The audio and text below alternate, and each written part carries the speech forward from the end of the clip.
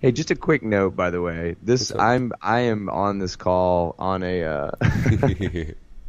on in the middle of the desert at a in a barn at a so anyway, if you hear utility vehicles in the background, that's what's going on there. Um,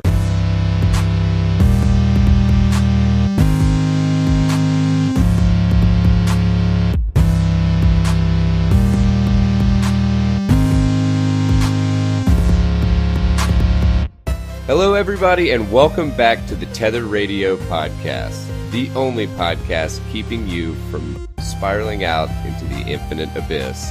I'm your host, Daniel, and I am joined by, wait a second, the prodigal son has returned. I'm joined by my brother and co-host, Joseph. Howdy, What's up, howdy. dude? It's been a couple of weeks. Everybody on the Tether Radio team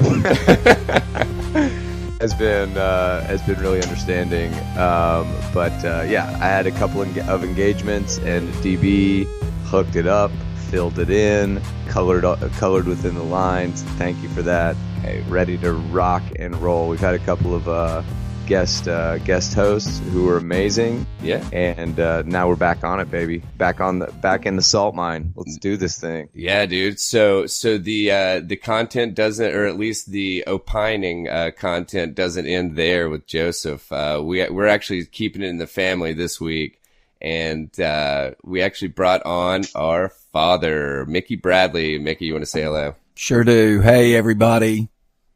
But all right.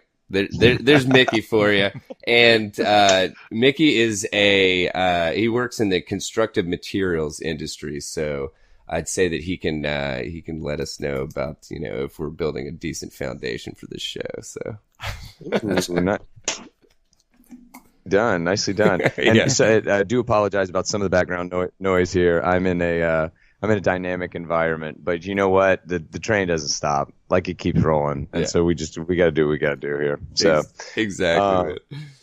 Cool. y'all, how have y'all been? Good. Doing well, man. Doing well. Glad to wrap up this week. I mean, just I know that everybody's been pretty busy lately, especially Pops over here. Dad, you want to? Sure do. Matter of fact, we sold our house. We moved into an apartment. We're in the process of building another house. And it has been an adventure, to say the least. An adventure I don't think I'd want any part in. So. Well, I didn't say it was a positive adventure. Adventures in apartment living, brother. Yeah. I've been there, brother. Yeah. I've been there. So, Sure. so diving right in, man. Yeah. Sunday school teacher So convicted of.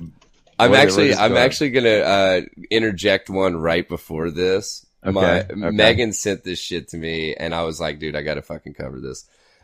Pulled it from some local an ABC News affiliate, or no, I'm sorry, NBC News affiliate, WVLT in Knoxville. Police, Alabama man arrested after assault, victim's eye explodes. So, let me just tell you what went down in South Alabama. This guy, Justin Wesley Leverett, of 37, he's accused of punching a man so hard in the face that the victim's eye popped out of its socket. Then he punched the eye and caused it to explode, supposedly.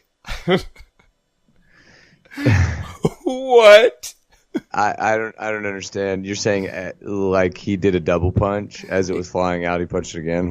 What's going on? I mean, here? I'm assuming it was like held by the optic nerve, and maybe he just like punched the face again and mashed the eye against the face or something. Dude, that is so gross.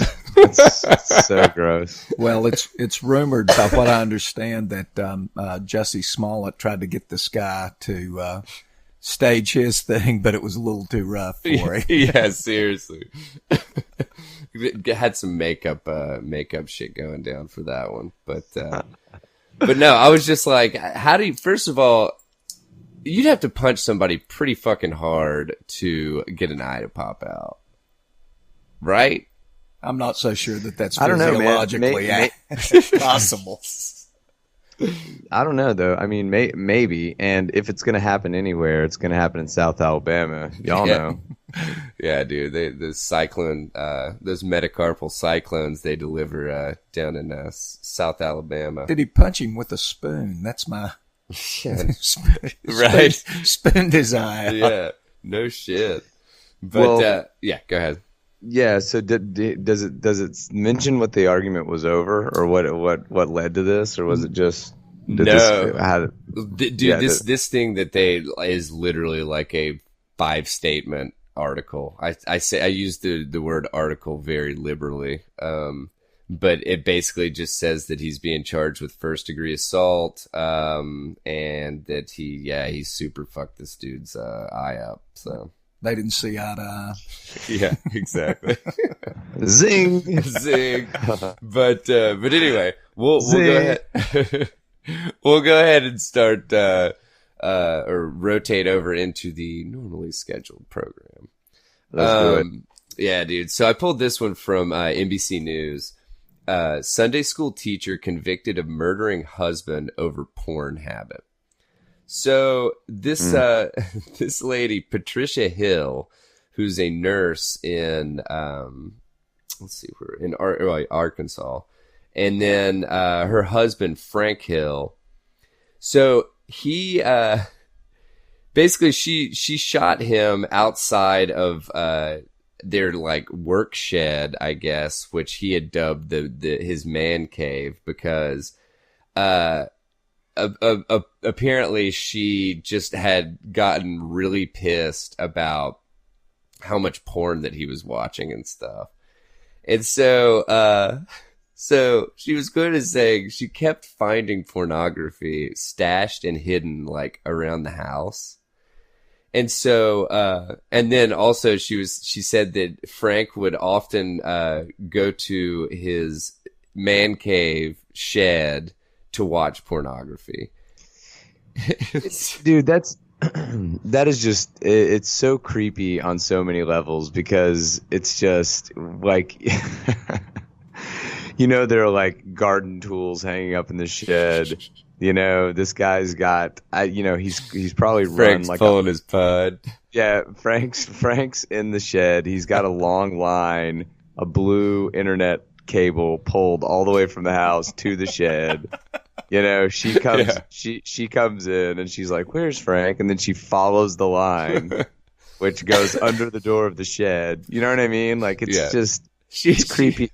It's creepy as shit, dude. It's I think really what brought this on was that she was trying to stream Price is Right and couldn't, kept buffering, couldn't get it done.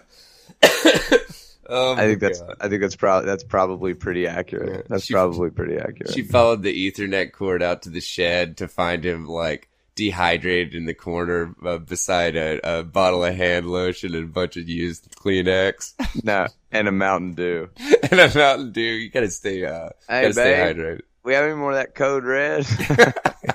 But I think you really need to pursue, Daniel, the warning shot part of this. Oh yeah, exactly. So real quick,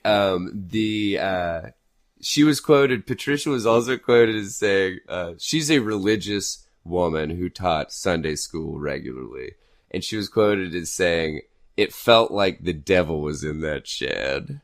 I was just like, oh my God, wow. So she had actually filed for divorce, and then he begged her to basically retract the papers and stuff, and so she did. But anyway, so she. Why is this doing this? Sorry, my article's going ham. So anyway, she 2 months later, after Hill discovered that her husband had purchased a pornography channel on their TV, because he wasn't the Pornhub stuff just wasn't cutting it, I guess. Right. And so right. So she gets a gun, loads it, and she first shot him in the leg, Okay. and then she fired what she's quoted as saying a warning shot, but that accidentally struck him in the head. So what's interesting is what was the leg shot? That's So- what I was thinking. Man. Yeah, so it's I think a warning shot comes first. You know, Well, but I mean I don't know. She had 2 warning shots. The first one she fired too low. Yeah, I think Dad and I were talking about it. I'm pretty sure that she was really just shooting for a double tap, not a warning shot. So, but Yeah, well, it sounds like the devil done out of that shed, man. She's got Yeah, the devil right. Out of the shed, brother. But anyway, So yeah. go ahead. Sorry. Yeah, I think the other interesting point here is that you know, the free porn wasn't enough. Yeah. Like this guy had to go and buy a porn channel. Like I don't know what his thing was, but yeah, that's interesting, dude. Pornhub's a big world full of a lot of free content, man. Dude, some of the best like comments that are screenshotted and like put on or screenshot and put on Reddit from like Pornhub, it's like some of the best shit ever. Like just some of the people decide to comment on some of these videos are just like ridiculous. But anyway, So yeah, moving on. And speaking of, I mean, for some people, the world is their man cave, right? And I think this next guy, you know, he he chose to fap to the wrong target here. fap, nice. Yeah, so I pulled this one from the 10 Daily News. It's titled "Female MMA Fighter Punches Man Allegedly Masturbating at Her Beach Photo Shoot." So, let me just paint this picture for you a little bit. Brazilian mixed martial artist Joyce Vieira. She was on a photo shoot, a swimsuit photo shoot in Rio de Janeiro. And she noticed that a dude was near her and he was watching her while touching his exposed genitals. She was quoted as saying, "When I looked over there, he had his shorts down and was standing on a path where people pass all the time, including children." She decided to, then she said he was visibly erect, making sounds and moaning. So That's so Brazilian, you know? Yeah. Okay. So- Yeah. And so, basically what happened was she got fed up with it and decided that, she was going to confront the guy. And, so she goes over and I think she was she had a friend with her, goes over and approaches the guy. She says that he refused to stop. And he was quoted as saying, "Why, you don't like it? Come here." I just, Dude. that's fucking amazing, dude. Yeah, I mean, I feel like they're leaving something out of the article. Like this guy, I don't know, man. I don't know. It's something had to be wrong with this guy. Yeah, totally. So, she said that it was very surreal. Generally, people who are caught doing this always deny it. No, he didn't. He continued. So basically what ensued after that was, she ended up, sorry, let me find, I think she basically like punched and kicked him. And then he, I guess in defense, punched her. And she was quoted as saying, "But the punch made me even angrier. I wanted to kill him." So, at that point, the guy started screaming and fled the scene. So, he was arrested, a little bit like further down the beach or something like that by police. and he's denied all the allegations and claims that he was urinating, not masturbating at the time. Right. So, right. Yeah, dude, it's just. I mean, I believe him. Yeah, right. I believe him. I mean, it's not uncommon. it's not uncommon. Do you do a lot of moaning when you well, when you urinate? And everybody knows urinating at the beach involves full torque. You know.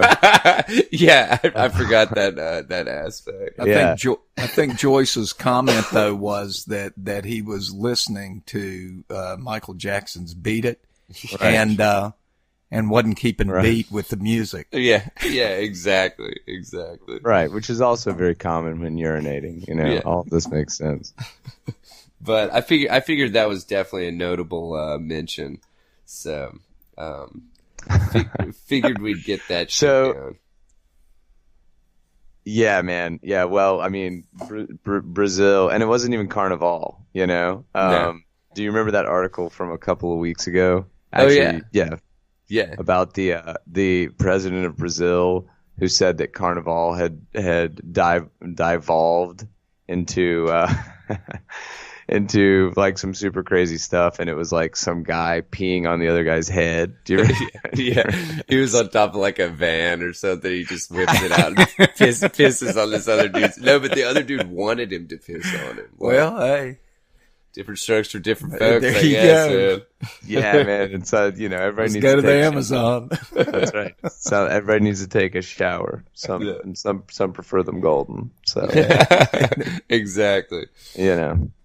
Anyway, so this next one, man, and I thought was really interesting. I mean, this is like, I remember when the press release came out about this cafe, and it didn't make sense then, and it doesn't make any sense now, and now they're out of business. So what was the deal with these guys? There was a tax for being. Well, yeah, and even that, it seems like. I don't know how this would be legal. I don't know how they weren't. It wasn't addressed by, you know, what the who would even address something like that, like business practices. Well, it actually you know, so that's a good question, because you can. I you know, I'm not exactly sure what the what's the word I'm looking for? The nuance of law in owning a private business. You know, I'm not exactly sure what that is, but I do know that private businesses can reserve the right to refuse service to anyone. You know, and so hey, just a quick note, by the way. I am on this call on a in the middle of the desert. At a in a barn at a so anyway, if you hear utility vehicles in the background, that's what's going on there. But yeah, I mean, I think businesses can reserve the right to refuse service to anyone. But I think the question is, you know, you remember a few years back where there was a baker in Colorado. That's exactly what this brought to mind, man. Yeah, they got sued for not making a wedding cake for a gay couple.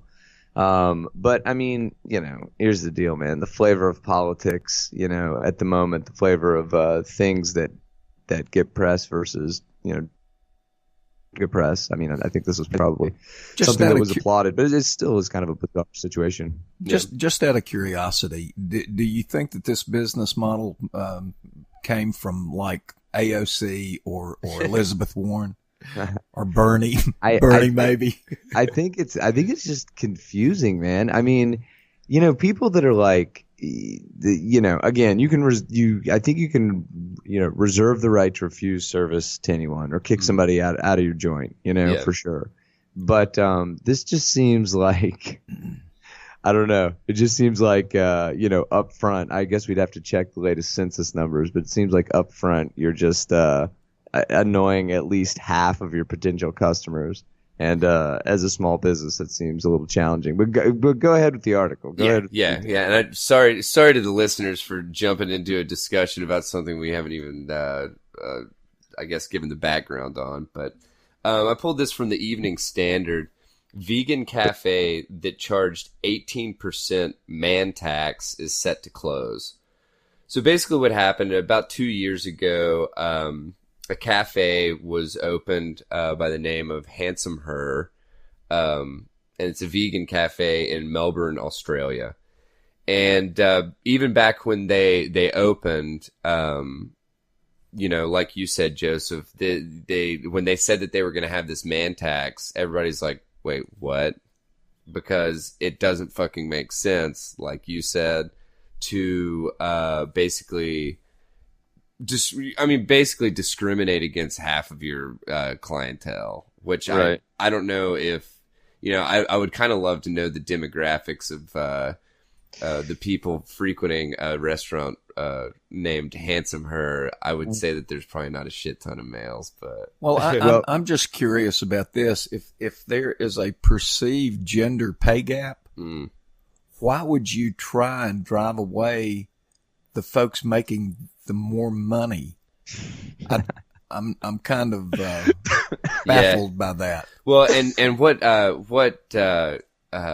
Pops is referring to is that's the reasoning that they said that they used in order to implement this, is that they wanted to reflect the gender pay gap, which I'd love to know where they came up with the 18%. Personally, that 18%. Well, ahead, let's start here, just quickly, just with some quick Googling. So, about, again, utility vehicles. Excuse me for that. About 0.5%. Right. This is in the U.S. and the cafe was in Australia, correct? Correct. Yeah, so this is the numbers are probably similar. 0.5% of the U.S. So 0.5%, would be vegan. Okay. So, yeah. I see where you're going. Keep going. So you're already catering to a very small, you know, potentially elite, depending on how you look at it, but a very small group of folks. And now so anyway, I don't know. This sounds like they put this in place just to get a little press, and it didn't work. So. Yeah, I think you're right. All right. Well, so basically they said that after 2 years, they're going to have to close their doors. And the co-owner, Alexandra O'Brien, did not decide to detail the reason behind the move, but Handsome Her has endured a widespread backlash for its perceived reverse sexism, which I didn't really like that phrase in this, right, because there's no such thing as reverse sexism. There's just sexism. Well, and this is a heck of an opportunity for Merriam-Webster to come up with a new word. Yeah, no shit. But wait, what new word? A new word for reverse sexism.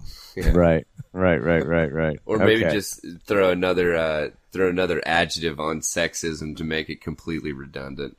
So, right. But anyway, so basically what's happened is the co-owner was quoted as saying the man or I think she wrote she did a post entitled "A Handsome Farewell," and she said basically she wanted to make a stir through our brazen public discussions of structural inequality and oppression.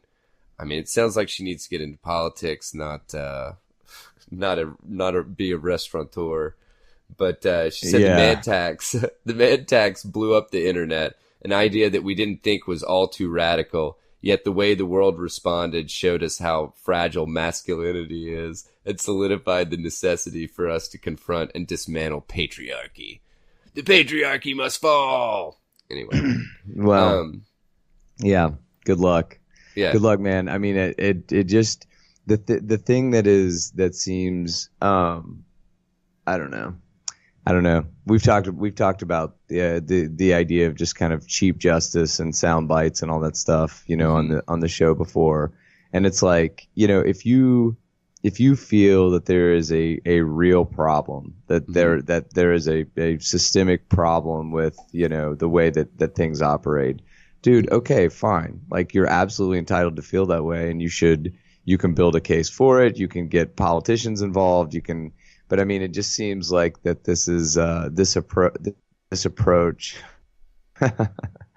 is at least ill-informed, Yeah. Yeah. and I, again, and obviously not very effective. But where's the article from? Where did you pull the article? Standard, The Standard. Yeah. Or Evening yeah, Standard. the Sorry. Evening Standard. Yeah. So best of luck in attempt to. But yeah, I would say that this one seems a little misdirected. Yeah. Which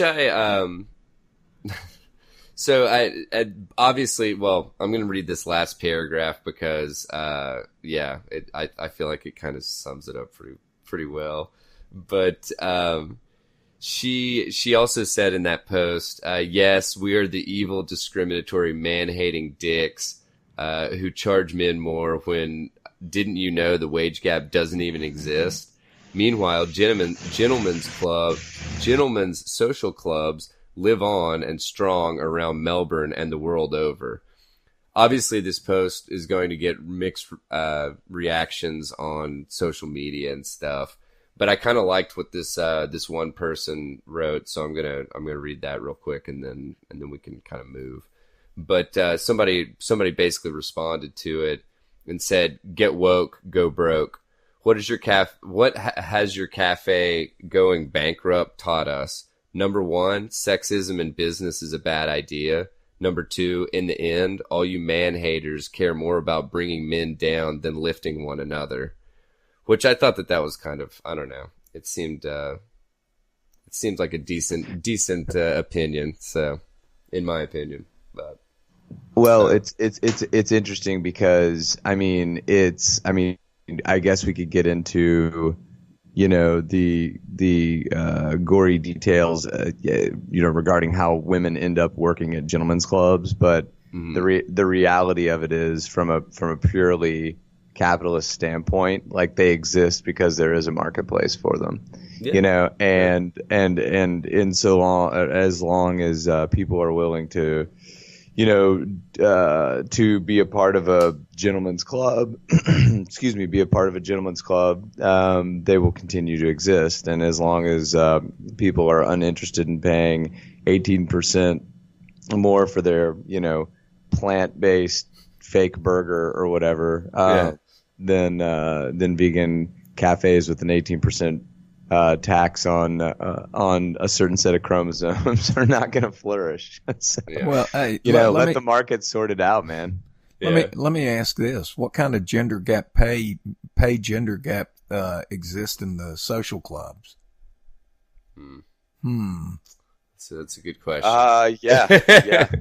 Yeah. I don't know. I don't know the answer to that. But yeah, I mean, Are you talking about dancers versus security? No, Yeah, just kidding. yeah, really. yeah, well, yeah, that's right. With things like this, I think are, for me at least, just one person's opinion here. If you want to try to make a splash and, quote, break the internet or whatever with your idea that seems, for me at least, seems kind of misdirected in what you're trying to pull off. You're welcome to do it, but the market will sort it out. This is the beauty of free markets, and the fact that the business is going out of business definitely tells us how interested people are in this. Yeah. And I think that for me is one of the most intriguing things, is like these folks are coming out of the gate and they're saying, this is such a huge issue that we're going to, stake the success of stake our livelihoods on it, right? Yeah. Yet so few people clearly, evidently, are interested in supporting that, that the business goes out of business. So it's just like, we can reskin some of these social issues, and I'm trying to think of a way to put this without just being, totally, without totally discounting the way these people Like feel. activism kind Yeah, of I thing. mean, yeah, that's right. I mean, if you feel a certain way, do that thing, sure, whatever. But but people vote with their wallets. That is it. Period. Like, you want to know how somebody feels? Look how they spend their money. That's it. That's how it works. That's how free markets work. And so, when you come out of the gate and you say that this thing matters at this crazy scale, like, obviously not, because people weren't willing to spend money in that direction, And so, I just think it's really interesting. I'm not saying that that's not a comment as to whether there is or isn't a gap. I don't know. I have not done the research. I don't have that information, but clearly it's not a big enough issue for folks to spend their money to support it. And that should tell us something, certainly. Yeah, so for sure. So, dude, I'm super stoked about this next one that you sent, because it was a very eye-opening article. Let me put it that way. So yeah.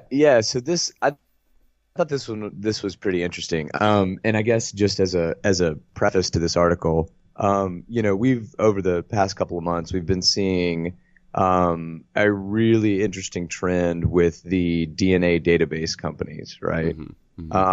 And so just a quick recap on that, and then we'll hop into this. But with some of these DNA database companies, you've had, cases where criminals, or not criminals, but I guess people, crimes have been solved by looking at some of these DNA databases and figuring out that figuring out the suspect, was like a suspect's relative had taken this DNA test, and then they were, able to link similarities in that relative's DNA to, a known DNA sample.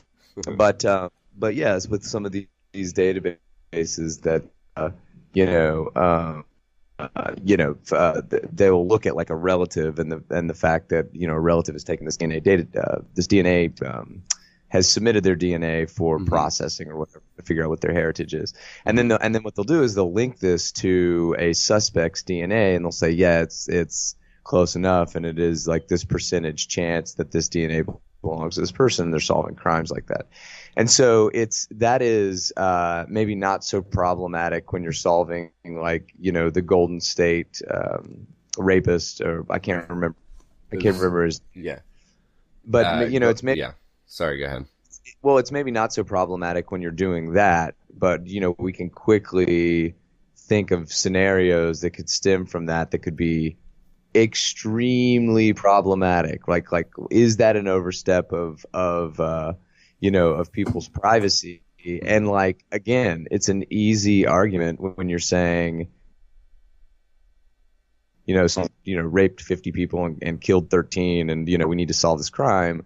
But that's not the way incrementalism works, right? It doesn't stop. It just continues to go.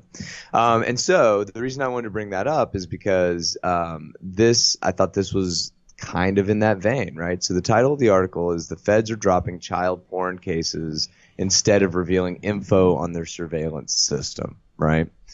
And so what's happening here is that, people are, there are folks that are being found to either be vending in or consuming child porn, and they're going to trial. But the issue is that as they're going through, the process of this trial, and questions start being asked about how it was determined that they were, somehow associated or involved with child porn to begin with. The government is not willing to give up, quote, trade secrets, right? It's like some of the companies that the government is using, some of the software, they're not really willing to give up trade secrets, right? So what a complicated situation, dude. I'm living in a comic book right now. I don't know what's going on. It's literally like there is a helicopter, there is a truck, there is. Bear with me just a second. I'm gonna mute. Hang on. Yeah.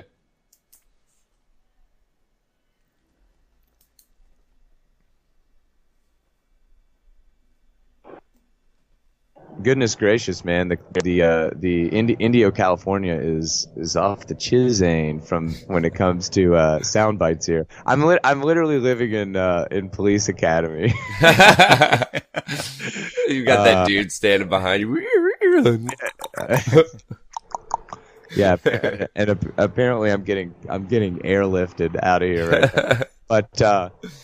But anyway, so I just thought that was really interesting. And, this guy, Tim Cushing from Tech Dirt, which is a tech publication here, he was saying that, the defendants are hardly the most sympathetic, right? But let's see. But then they say in the article, yet that's all the more reason why the government's antics here are disturbing. Either the feds initially brought bad cases against people whom they didn't think would fight back, or they're willing to let bad behavior go rather than face some public scrutiny. And so, man, I just think that is the world that we are living in, right? Like there is a huge asymmetry in, in some of this technology and how people are being brought to court and prosecuted in a variety of different cases, including the DNA stuff, right? And there's this like huge gray area that just hasn't been defined, frankly, because it hasn't had the time to be defined, probably. My God. Yeah, go ahead, guys. Go ahead, guys. Hey, you guys there? Yeah. Perfect. Sorry about that, listeners. Kind listeners. So anyway, I just think that's it's a really, really interesting note there. Like they have a software that is, shining a light on this unbelievably vile behavior, but they are willing to let that go and not prosecute because they don't want to reveal how the software works. So something just seems like really broken with that process. Go ahead.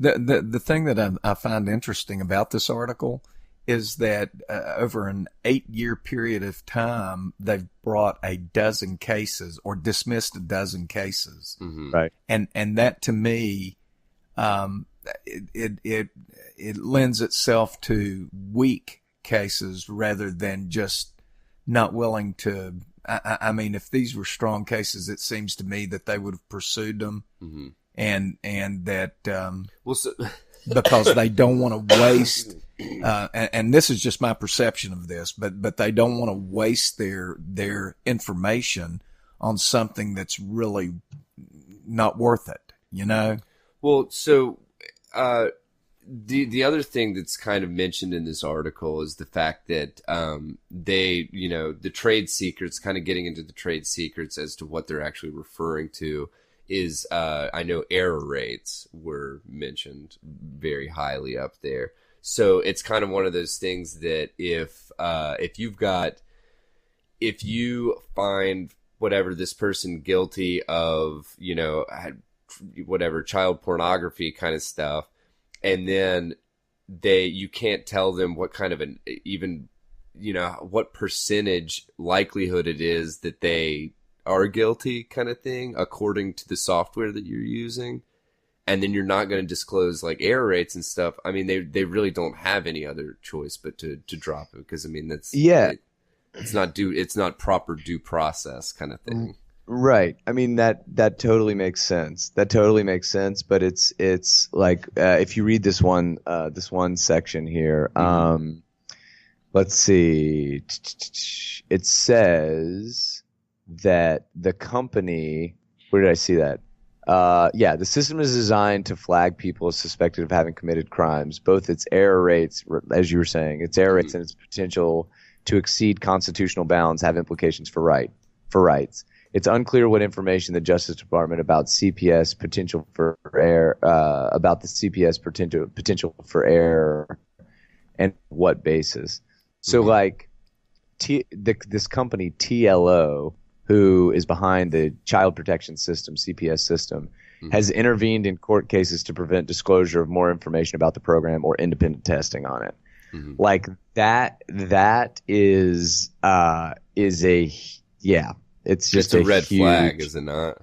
it is a red flag, and it is um you have to commit a crime to commit a crime. You can't. I don't know. So I We're mean, not it's living just in Minority I Report quite yet. not yet, not Yeah. yet. And I think that I mean, this is a really really tough one, but I think the cases should absolutely be dropped. Mhm. Absolutely be dropped. I mean, it's as they say in the article, these are not, the most what's the word? Sympathetic. Oh, Um, like criminals or alleged criminals. yeah, yeah. I mean, this is vile behavior, no Well, doubt. But like, it rights brinks are on, rights. yeah, and it brinks on guilty until proven innocent. Yeah. Yeah. Yeah. You know, Exactly. and that's I agree with you guys. Yeah. But Yeah, and it's a tough one, but there's no way that you can allow, and I mean, again, super super super sticky situation here, and and tough to navigate, but I kind of applaud, frankly, whoever what the judges that are sitting on these cases, yeah. and their commitment to due process, and a kind of fair line of reasoning Hmm. in bringing these things in, because it is low hanging fruit to go after, like with the DNA situation, Hmm. these like terrible people that have committed these at scale bizarre, just wild ass crimes, but Yeah. then all of a sudden something that is just a little further, just a slight reach, right? Hmm. And then I don't know, man. It's a really, really tough one, but I think that the court system is completely in the right here, and Yeah. I applaud them for sticking to their guns on it. And I believe that one of the last things stated in the article about these defendants are not very popular, but a dangerous precedent is a dangerous precedent that affects everyone. And I think that's what you all are saying. Which, yeah, and we're actually going to be kind of circling back around to that concept a little bit later on in the program with another article. But yeah, just Yes. go ahead. So yeah, go ahead, go ahead, because I have a the next article I find kind of funny. Go ahead, though. Wrap us on this one. Oh yeah, no, I was just going to say that it's just a very very interesting that that this doesn't get any press. That that you have to dig through whatever all the stuff that we look through to find any kind of coverage on stuff like this, because mainstream media is just not going to cover it. So, but Yeah, it's definitely. well, I mean, yeah. this is a tech arms race right now, man. I mean, Yeah. we've talked about this a lot on the show, but we're in a really really interesting place in technology right now, where the technology has outpaced the Mhm. court systems, and it's outpaced people's understanding of what's actually happening. Yeah. And so that is, I mean, Facebook was a data play from day one. Yeah. Maybe not when Zuckerberg was, in his Harvard dorm, but the second that, big tech brains got their hands on this, everybody knew what personality tests were doing.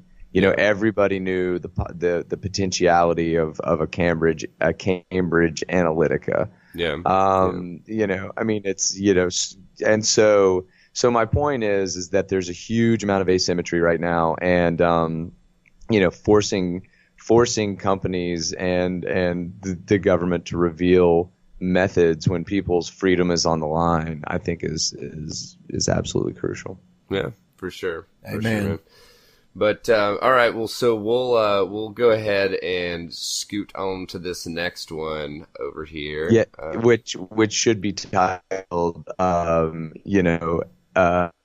as streaming slowly becomes cable. All Yeah, right. exactly, dude. So I pulled this one from Gizmodo. It looks like Disney is poised to take over Hulu. So I know we covered previously. Disney is actually launching their a separate streaming service because they had a lot of articles had been written about how Disney was slowly pulling their material from. I can't remember. I think they had some stuff on Hulu, but they're slowly pulling stuff off of Hulu and Amazon and Netflix, and so. You're saying pulling their content onto Correct. their own platform. Yeah. Yes. Yeah, and so everybody was like, oh, well, you know, because all these other companies are trying to produce as much original content anyway because they don't want to fucking pay for licenses, you know? Right. To allow them to stream the content. But anyway, so Disney is actually launching a streaming service. I think it's called Disney Plus, and I believe it's in November. And I'm actually really interested to see how that affects Amazon, Netflix, Hulu, all that stuff, because it's literally half the price of Netflix. It'll be right. $7, and Netflix for the pretty much mid tier Netflix is like I think it's going up to $12.99 or something like that. But anyway, so excuse me. So yeah. Disney is actually thinking about buying up Comcast's 30% stake in Hulu, and which would end up giving Disney a 90% ownership in regards to Hulu. So, which kind of brings to question. It's kind of, you know, okay, well, are we gonna start seeing like Hulu Disney streaming packages? And like you said, are we basically just basically reskinning the cable problem that it's like, hey, I have 100 channels that I watched 3 of, but I have to buy the 100 channel package in order to get the 3 channels that I do want to watch, kind of thing. And I mean, the answer is of course. That is absolutely the way that it is headed, right? I mean, you have these quote disruptive, you know, presentations. Sorry, I was hot on that P there. You have these disruptive kind of presentations of kind of the same old content or whatever, and then you see consolidation, and that's definitely what we're seeing. I mean, a group like Disney, they're not going anywhere, man. They're not going anywhere, and people are they're going to pay for it. I mean, you have a kid. If your kid really, really, really, really wants, you know, a Disney show or whatever, like you might spring for it, and it's $7. Like, why not? And $7 times, you know, 150 million will certainly get you there. Yeah, dude. Which I'm actually. I mean, I'd say Megan and I will be checking into the Disney thing, just having at that point, he'll be a little over 2, so I'd say that Disney is probably going to be on the TV more often than not. Yeah, but yeah. Plus, they're with the Disney stuff, they're actually supposed to be opening up like everything, sure, to be able to stream it. I mean, my God, dude, when you already have all these other streaming services are basically trying to catch up to what Disney will be able to launch with.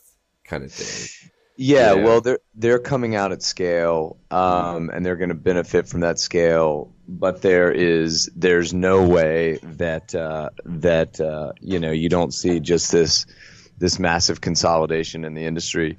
I mean, they're poised to do it, and that's what's going to happen. And then, of course, there will be some sort of kind of backlash against that, and you know, they'll rejigger it. I think what's kind of unfortunate. You know, I've got, you know, my wife is in the entertainment industry, and so I've learned a lot about it. I still don't know a ton about it, but I'm learning. Mm-hmm. And you know, the short end of the shit stick absolutely goes to content creators, period. Yeah. And then the publishers are the ones that are able to kind of go in and elbow in and just, you know, receive the lion's share of the profits, right? Yeah. And so, I mean, as it stands now, like we really are in a really interesting place with content creators where the distribution channels are so flat. Mm-hmm. that utility cart. The distribution channels are so flat that somebody, in the middle of nowhere, Iowa or whatever, can write a script and can get a pilot produced and actually has, a ton of outlets to be able to bring that content to, and it might see the light of day. And because, the distribution channels are so flat, they actually might get paid for it. Yeah. And so this is, I think moves like this are really, they're in it to try to regain control over the gold mine, and so it's just going to be really interesting, man, because like I said, Disney's not going anywhere. Comcast is not going anywhere. They're going to start. They're going to start other brands. They're going to reskin, those brands, and you're going to be buying Comcast, and you're not going to have any idea it's Comcast or Disney or whatever, No, I think you're right there. Yeah, for sure.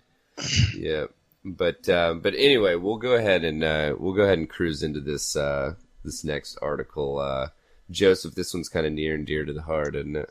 Yeah. So I'm there. There will only be so much I think I can say about this, but yeah, there was an interesting dust up at a big music festival called Coachella in Indio, California, about the inhumane treatment of security guards, right?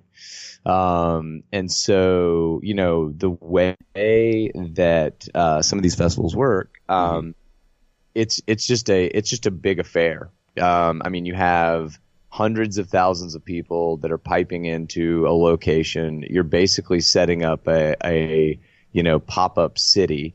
And to keep this pop-up city working in the way that it needs to work, you've got to have a ton of heads. You've got to have a ton of heads. Sorry about that. I hit the mute button. You've got to have a ton of heads that are, keeping people walking in the right paths and, staying out of, dangerous areas and all that. But you have to have so many people that oftentimes, companies will source these folks from, they're not full-time employees, right? They're like, they're temporary staff. And so, there was a situation where the weather at Coachella has been, according to the article, kind of brutal. And according to this, boots in the dirt correspondent, it's definitely been brutal. Yes. But anyway, so there was a walkout, I believe, a few days ago. Oh wow, really? About these conditions, but yeah, it's interesting because again, a lot of the staff are just temporary staff, and so they're not. It's not like people are signing up for these jobs and getting like a full rack of benefits, with it. But yeah, I don't know. One of the reasons I won't fold the article. Have you guys seen the Firefest documentary by chance? I saw the one on Netflix. I haven't seen the Hulu one. I haven't seen it. Yeah, it's just wild. It's just crazy to me how just I don't know how these events come together, man. They're just so big and so complicated, and not everybody's going to. And the thing that gets me about that, Joseph, is that they're huge, but they're time compressed. Right. And so you've got so much going on in such a small space of time that it doesn't surprise me if something like this actually occurs, but because you've got, like you were saying earlier, so many people involved in such a small time frame and so much going on in that time frame. Mm-hmm. Yeah, and it's just you've got to think. I think that for sure it's a possibility that that people maybe have felt mistreated maybe in this. Mm-hmm. So the article, just quickly, the article is. Yeah. Coachella security guards allege inhumane treatment. People over here are starving, is the quote from the article. Mm-hmm. The reality, kind of on the ground, is that you've got to source thousands of people for these gigs, and the folks that you're sourcing for these gigs are are temporary staff, right? So these are staff where you're going to see a ton of turnover, and it's just a challenging environment generally. So I don't know that I don't know that it's a realistic description that people are being starved out. Yeah. I mean, obviously you can leave when you want to leave, but in general, these events are like super dynamic. They're super big, and considering the task at hand, you're being, as somebody who would be a guard in one of these situations, you're being sourced in for a weekend. I mean, so it's not like, the red carpet's being rolled out, but at the same time, the idea of thinking about sourcing people in to abuse them or whatever, seems a little far fetched. But yeah. It was. It was an interesting article. I mean, I've got to skim through it a little bit, and but I honestly I don't really know. They kind of brush on some of the stuff in the whatever meager portions of food, or like bedding not being supplied and stuff like that. Which I don't really know. I don't know where being realistic, and then with the stuff that you would need to provide for these workers kind of thing, because it's like, I mean, dude, you start thinking about moving in, whatever, however many, 1,000, 1,500, I don't know how many people would man Coachella kind of thing in regards to security or whatever. Sure. But like that many cots or something like that. And I mean, it's like, do you even have space to put those cots up? You're already having these basically lean-to tents, for people to get out of the sun and stuff. So I just, I don't know where the happy medium, resides, I guess. And what are the operating hours? I mean, like you were saying, at one point in time, you show up at 9 o'clock and it ends at 3 a.m. Is that, I mean, is that standard? Well, the ops are 24/7. Yeah. And so in larger events, this won't be, you won't see this printed, but in a situation like Coachella, you're going to have the event kind of unofficially kick off Thursday at 4 a.m, because if people want to show up, they're going to accommodate them, right? Because there's so many people that are moving through. But then, and then it goes Monday until Monday at, let's say, midnight is when you've got to be off site, right? So and everything in between is kind of 24/7. I mean, it just is. No, I got you. You have, living, breathing human beings who have paid in some situations a crazy amount of money to be here. And, they're still conducting their lives while they're here. Right. Right. And frankly, once they're under the, I don't know the best way to put this, but once they are in, under the care, I guess, for lack of a better term, of the folks on site, that's a 24/7 thing. I mean, there are medical tents, there are, 24/7 security operations that are running, and also, it's just gotten, with festivals, it's just gotten really, really, really complicated, man. I mean, the incident that happened in Vegas a few years ago kind of turned everything on its head. So there's like hypervigilance that's coming down from the production groups oftentimes, and a lot of people don't realize this, but oftentimes the government is actually supplying folks to be in and around these big events, keeping an eye on things, Well, and about what this article was saying, one individual commented about interviewing, and it was like a cattle call, and you've got different levels of security, and just like you were saying, at a higher level, you're going to be more trained and more tuned in to what you're supposed to be doing, rather than the guy at the bottom of the food chain that's saying, yeah, the bathrooms are over there and corn dogs are over here. Or the people, the security guards that are looking after entertainers versus the ones that are looking after the audience. Well, and also like the ones that are there to say, hey, I was at Coachella.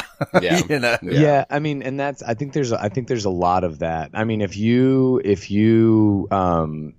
yeah, there's a lot of that. I mean, it's not full-time staff. Like, reading through the article, there's like a dude in LA who's a producer who needed a gig, and he like took the gig and he's disappointed. You know what I mean? I don't think that, I mean, everybody's looking to mind bottom line. But I think that this is kind of just an expectation management. No, and that's what it sounds like. Yeah, they just kept him in the dark kind of thing, and then they assumed the best, and they received not very close to it. So. Yeah, I mean, it's just a lot of heads to manage, and to run, and there we go.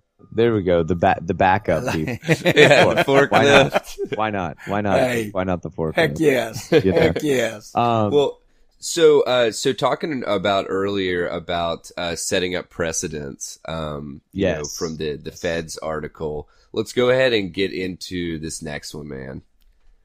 This is just a really, really, really interesting situation for that we've seen unfold with this Jussie Smollett stuff. Mm-hmm.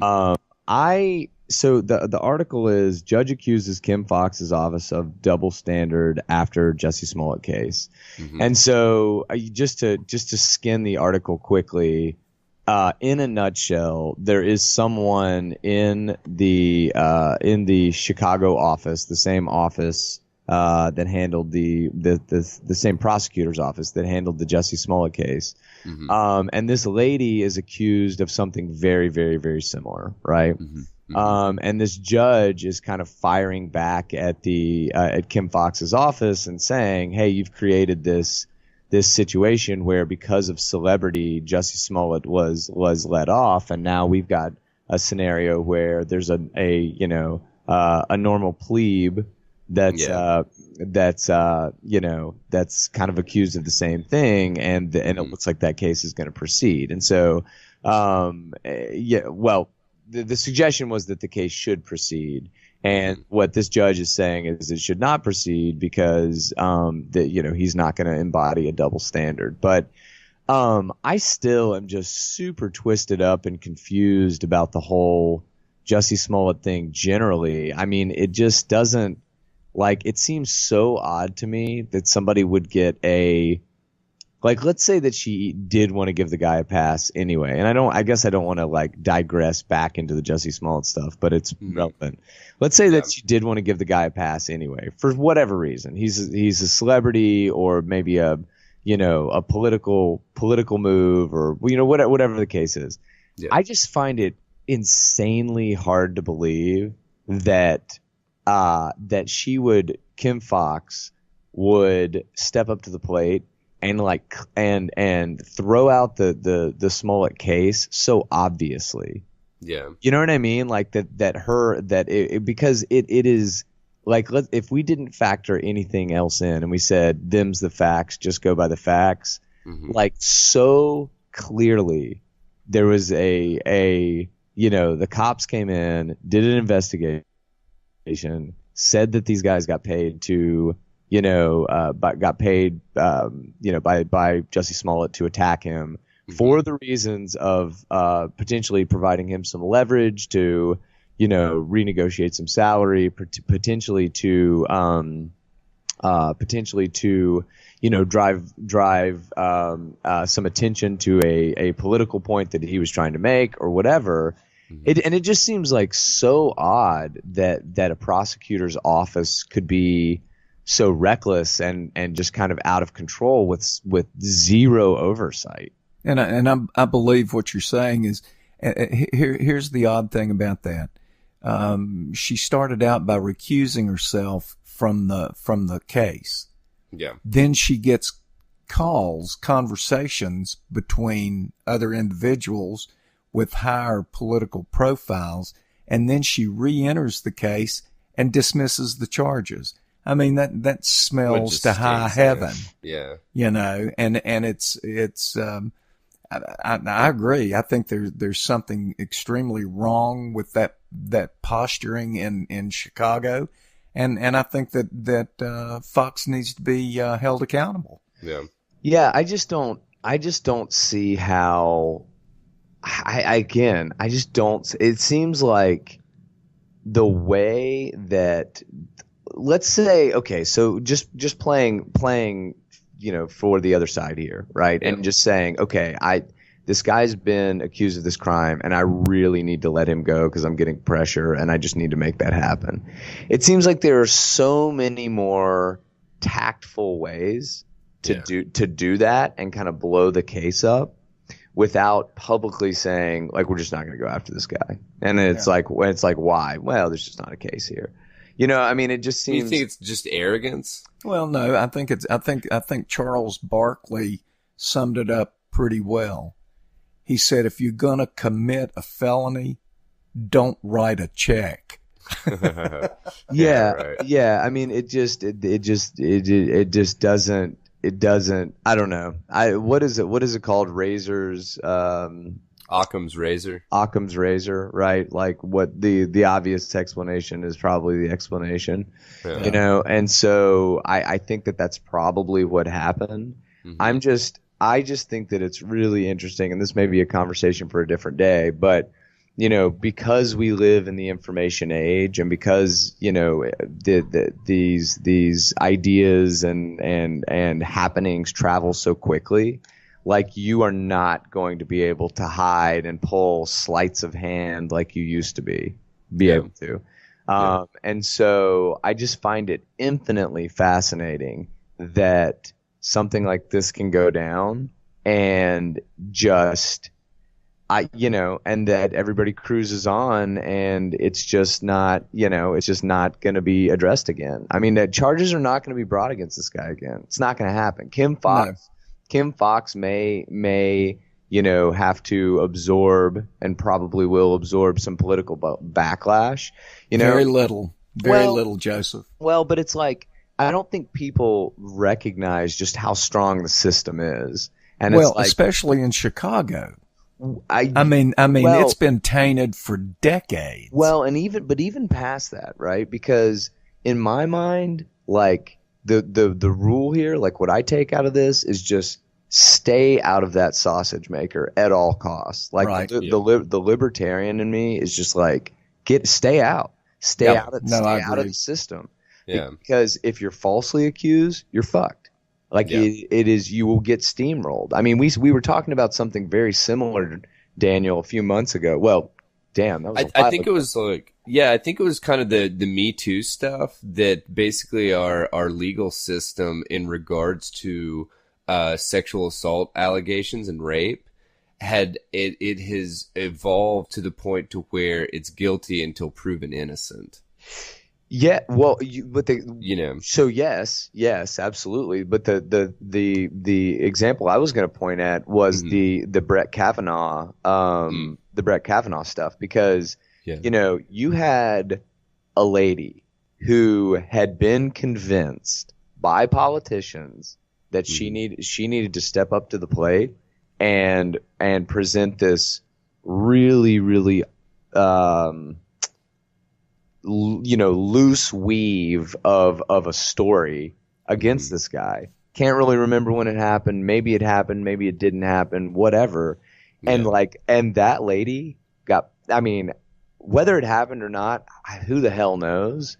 But that lady got put in a political meat grinder, and I'll bet you her life is very difficult now. Well, I would say this, that the lady who had a GoFundMe account or FundMe account or whatever it is, well over $1 million in it.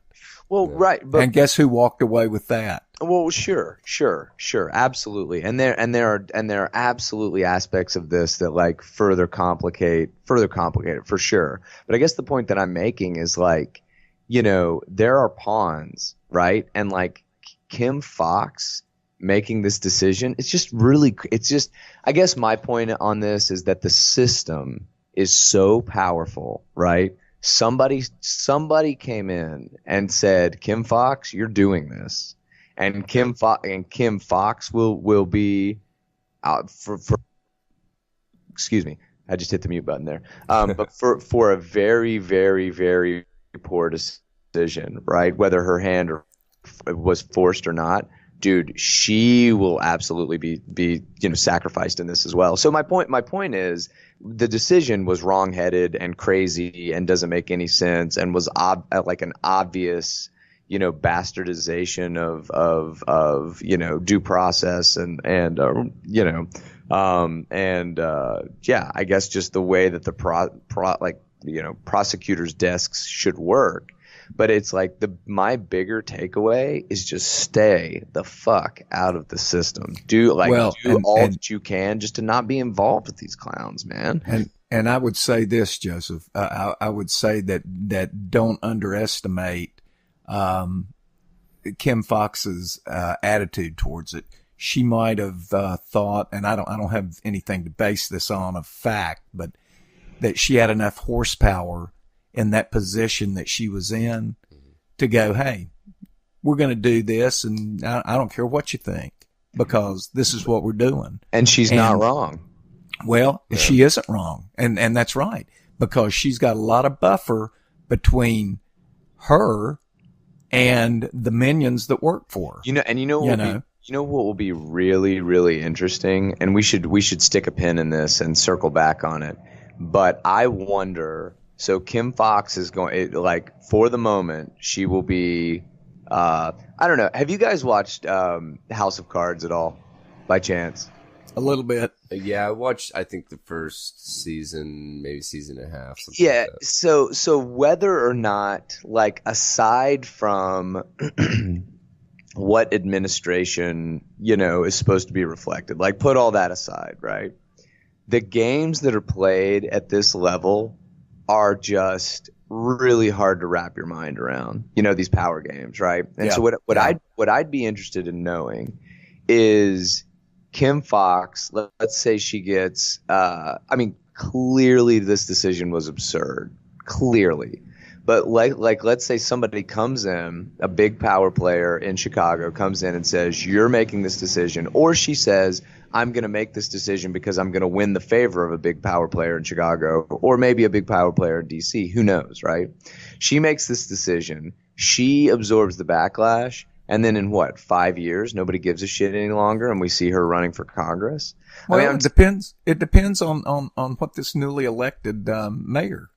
I mean, Rahm Emanuel, he was I think pretty clearly on the side of the police superintendent.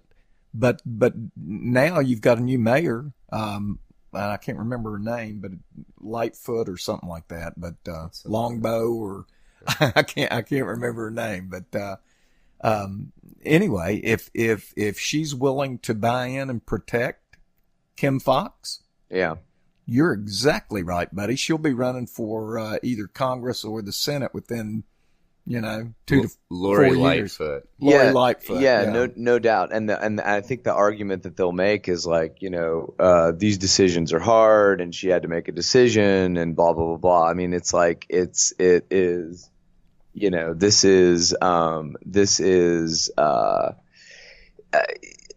follow the money, man. I'm telling you, you're right. Follow the money, and like the police union probably came to Rahm Emanuel and said, "Who are you supporting?" You know what I mean? Like, yeah. And it's just interesting because if for whatever reason Rahm Emanuel would have gotten the squeeze from the folks in the prosecutor's office, or if that would have made political sense, you could have easily found this cat on the other side of it. So it's like that's the thing that I think is really crazy, is that like there is at this level of politic, excuse me, at this level of politic, you just like it's a moving target. And Yeah, but your vision of right and wrong is absolutely based on whether you're coming in politically or going out politically. Absolutely, man. So I don't know. I mean, it's just I think that I applaud the judge in this case for pointing this out and making a point here. But man, I'm telling you, just for the average citizen, it's just yeah. I mean, it's just like just don't find yourself in that situation. Don't find yourself in the system because if you get one, I think. Yeah, it's like the article says. Ms. Clark, who's the lady that's being scrutinized here. She says, I'm not a movie star and I don't have a high priced lawyer. Absolutely. And it's like that it's just I don't know. The justice system is really hack and really sideways, and you just don't want to find yourself in that situation, man. I mean, just a slight aside here. I heard a really, really interesting story that just makes me think about again just how you just don't want to find yourself in the middle of this. But there was a lady who was working at a private equity firm in Los Angeles. A ex-colleague of mine was working at the same PE firm, when this went down. But basically, she and her husband separated. She was living it was either New York or Chicago at one point, and then moved out to Los Angeles to, got a transfer or something or got hired at a different PE firm. But anyway, suffice to say, this lady was making a lot of money each year, right? Like close to 7 figures each year, according to my ex-colleague. And there was like a question on her taxes about something. And I don't exactly remember what the detail was here, but there was a question on her taxes about something, and the notices were sent through snail mail to her old address. Well, her estranged husband didn't give a shit and didn't pick up the phone and didn't tell her that she had gotten a couple of notices. So she goes to there's the V8 engine starting up in the background. But she goes to pull cash out of an ATM, right? Bank card is declined. She tries to use her credit card. Credit card is declined. Starts checking into it, and the IRS has locked all of her accounts, right? Oh, wow. Because she's been non-responsive to these mailings.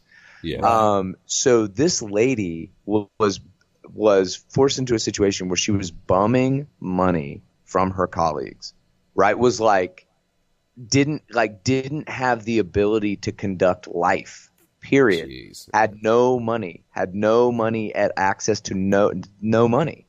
Yeah. And kind of like trading places. Yeah, man. and so it's just one of these situations, man. Just don't, hey man, buy Bitcoin, baby. Short the bank. Hey, Joseph. Short the bankers. There's an adage out there that says a good attorney doesn't know the law. Yeah. He knows the judge. Yeah. And it's really, really true. And I just think that like the whole Jussie Smollett thing is just a cautionary tale for those of us that aren't in that situation. Just do what you can to keep yourself out of the system, because it's a fucking meat grinder, and once you're in, it's over. It's done. No, you're right. You're absolutely right. You are at the whim of whoever you end up in front of, and unless, again, I applaud this judge, man, for bringing a focus to that. I mean, it's not everybody's not bad in the system, but good God, I mean. There could be, for example, a judge that maybe is just on their way up and is not. I'll bet you anything. If we looked at this judge, I'll bet it's an older person who's been in the system for a while, whose career path is set, and they're actually fighting.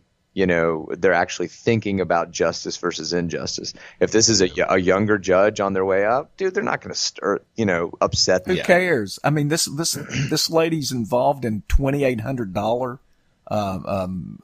mistake. Right. Yeah. Exactly. And so who cares about that? Well, and so what ends up happening, right, is like somebody who's on their way up just says, okay, whatever, guilty, and then it is what it is, because they're not going to upset the apple cart, because frankly, You know, they're on they see this as kind of a step up to the next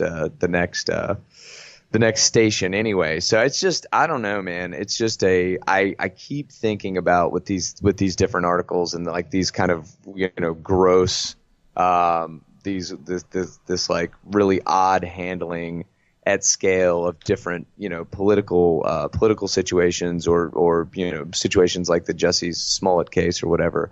And I just keep thinking like, you know, I feel like that we would not, like, if this was 1950, no one would know. No one would know that this is happening. No one would know, like, a case gets dropped against some celebrity who's doing a thing or whatever, and it's just like you don't have access to the information. So the picture is unclear, and I think a lot of politicians at scale have operated for decades using just unclear information and using like the kind of ability to, you know, make backroom deals and whatever. And it's just, you know, the general population has not had access to that info. And now we have access to that info at just a really, really quick speed here. So I don't know, I guess just to wrap from my end, I applaud this judge, man, for, you know, taking a stand on this, and good God, just keep yourself out of the system, man. 'Cause that's crazy. Well, and I think that this literally this article might get a little traction just because of the thing that what Kim Fox was quoted as saying, that it's like, oh, we do this all the time. Like, oh, do you? You know what I'm saying? Right. Like, oh, you drop disorderly conduct charges against just anybody? That's what happened. That's how the legal system works. Yeah, right. Prove it in this case, right? Yeah, so exactly. But anyway, we'll go a little bit lighter for the wrap up article. I pulled this one from Game Rant. Mortal Kombat 11 review bombed because of SJW propaganda and microtransactions. So, if you've been in the gaming world at all in the past, probably I would say 3 years, about 3 or 4 years, microtransactions or microtransaction is an absolute buzzword, because what gaming companies have done, and this is one of those situations that you were talking about, Joseph, about content creators versus like publishers, right? These developers for gaming or for video games, they basically want to create their piece of art and make it the best thing possible normally. But then you have these pressures from publishing companies in order to obviously make as much bank as possible on the product. Well, they have figured out, and they being the, I would say the AAA game industry is the biggest part of it. But what has started happening is games are being launched, and you get the absolute base game, and you're probably going to have to do a lot of grinding in it, aka basically doing the same task over and over in order to like level your character up or make money or whatever. Right. Or they put the option in as a microtransaction. It's like, oh, you don't want to put 10 hours grinding up to save for some car or whatever? Well, why don't you purchase this money package, and it automatically gives you $1 million in the game or whatever, and it's only $19.99. Right. Well, so it has basically upturned the gaming industry, because the gamers are not happy about it. But why I wanted to cover this one was because the microtransaction thing, in addition to the SJW propaganda. What stuff. is SJW? I don't even know. Social Justice Warriors. Got it. Yeah. And so basically what happened was Mortal Kombat launched, and it ended up getting what's called review bombing, which basically a shit ton of people got on Metacritic and gave it either a 0 or a 1, and we're just like, fuck this game. You know, this pisses me off because NetherRealm, who's the developer for Mortal Kombat, the gamers that got on to review bomb it, a lot of them felt that basically their sociological ideals were being pushed on the gamers, kind of thing. Okay.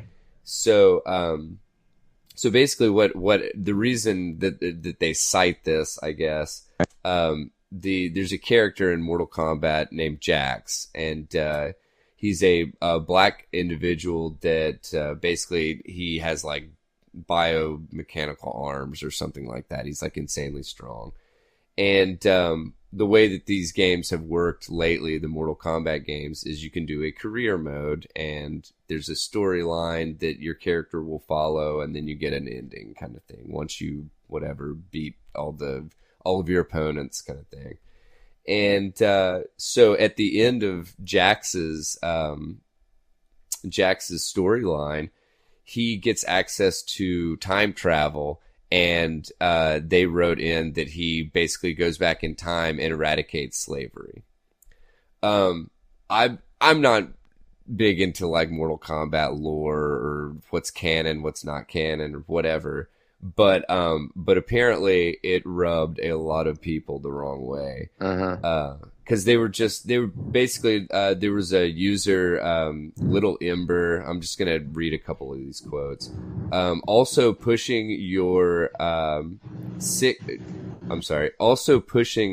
personal political agenda with certain tower endings is just disgusting. Another one, Siler50, said, once again, the SJW propaganda destroyed a game. Stop making everything political. And I kind of see where some of these people are coming from, because normally with entertainment, that's what you want to basically happen. You want to be entertained. You don't want, some kind of whatever political opinion pushed on you. And I guess a lot of these people felt like that was kind of what was going down. But sorry, go ahead. I mean, here's the thing, man. I think you let the market sort it out. If people think it's shitty and they don't want to do it, they won't, and they won't pay for it. And Handsome Her as our prime example. Well, and I think that what you're saying now is political fatigue. People are sick of it. People are tired of hearing the negativity surrounding all of these things, that it doesn't have to be negative. And it's like Daniel just said, you're playing the game, and I'm not a gamer, but I mean, you're playing the game to have some fun and a distraction. You don't want to be burdened by somebody's faux hidden agenda, to try and manipulate your thinking. And I don't blame them. I'd give it a 0 or 1 too. It's ridiculous. Yeah, and honestly, there's even a comment in this article about Jade, whoever Jade is. Yeah, one of the other characters. Yeah, that she's wearing less revealing clothing than she used to. I mean, come on, good grief. Yeah, but I think the market will sort it out, you guys, because I don't disagree with anything that you're saying, but I think that like you're gonna constantly have this ebb and flow of shit being pushed and shit going too far, and people being like, I'm not doing this. I'm not paying to have this rammed down my throat, I'm choosing to be a non-participant. That's right. Yeah. That's right. And I think that like, we have talked about this a couple of times, Mickey, on the cast here. There is like this idea that for some reason has been scaled, right, with social media, where justice is, perpetuating some hashtag or whatever. And that shit is cheap, and that shit is ephemeral. It doesn't work. Nobody cares. And so, I think that if people really want to change something, if they're really pissed off about something, they are not going to buy it. It is that simple. And we always say, right, follow the money. So it's like, if you know what works, boycotts work, right? Like what works is saying, you know, this doesn't make sense. I'm coming here to be entertained, and I'm not going to do it. And it's just, there is no choice. Even, you know, take the most, political, what's the word I'm looking for? Take the most obvious example of politics being rammed into an industry, and if people simply refuse to pay for it, that thing will cease to be. Because these are businesses, and like at the end of the day, like no matter your flavor of politics, you know, people got to eat. Yeah. So, and you've got to love capitalism. I totally agree. I completely agree. And I think that's, you know, ultimately, you know, folks, if there is a way that folks feel, vote with the wallet, man. And that's really all that matters. And that's how, you know, these things will move forward. I mean, it's that I don't know. And you know though, honestly, I would love to. Here we go. Getting revved up, man. But I think that ultimately, as like I said, we have access to more information. We have access to more information more quickly, and if people can use that information to, you know, make buying decisions, then the business will be influenced. Otherwise, you know, you're just going to have this really cheap justice in a variety of different ways. It doesn't cost you a lot to send a tweet, and therefore that tweet, you know, it may cause an initial firestorm, but it's not going to last. And so, like, if folks really, really want to, you know, feel strongly about something and want to ensure that process, or that if they want to rail against a certain stance, you know, the answer is to not hop on Facebook or hop on Twitter. It's to actually, you know, make a purchasing decision around that. So, I'll guarantee you this is what, number 11. I guarantee you number 12 looks different. Bet you anything. Yeah, and I would submit to you that at the end of the day, these folks that are taken for granted as being lemmings, that they're going to follow whatever these creators of these games want them to. I think they're getting a loud response to that ain't happening, Jack. Yeah. You know, we're not interested in your political fodder. Give us a game that we can have some fun and distraction with, and let's move on. Yeah, exactly. But yeah, I think that was pretty much all that we wanted to cover this episode. So I will go ahead and do the social jingle stuff, and we'll wrap up this amazing episode 46. 46, man, moving in on a year. It's wild. Yeah. Oh yeah, dude. But yeah, so you have just heard episode 46 of the Tether Radio podcast. If you want to send us your feedback, any kind of suggestions, comments, preferably not threats or anything along those lines, but you know what, we'll take them. We'll take them all the same, man. But hit us up on hit us up at tetherradio@gmail.com. That's TETHERRADIO@gmail.com. We're also on Jack Dorsey's Twitter sphere, and we are at Tether_radio. We're on the Instagram with and that's at Tether_radio. We're also on Mark Zuckerberg's Facebook, Tether Radio, all one word. Yeah, man, this has been a really solid episode. Pops, appreciate you stopping by. I really enjoyed it. I'm telling you, this is fun. Yeah, rock and roll, man. And Joseph, thank you for piping in from your desert barn. Yeah, you bet.